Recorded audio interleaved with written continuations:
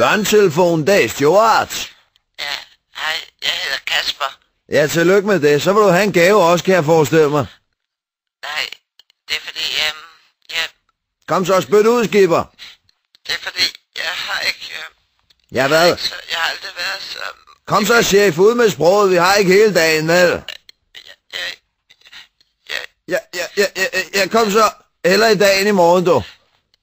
Jeg har et problem. Ja, det er så småt ved at gå op for mig, du. Men du må vel kunne få nogle piller eller noget. Jamen, det er fordi, jeg føler mig sådan meget usikker på mig selv. Er du sikker? Det er gas, Søren. Slap af.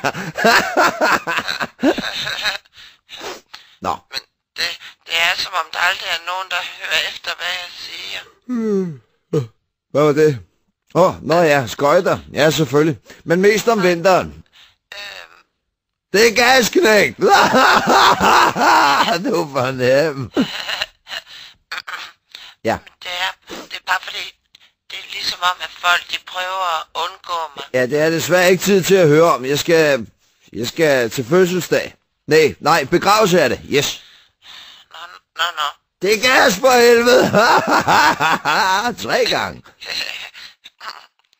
Men det er bare som om, at der er ikke nogen, der gider at tale med mig. Ja, jeg gider sandelig heller ikke. Det var gas, ikke? Nej. Kan du hygge dig?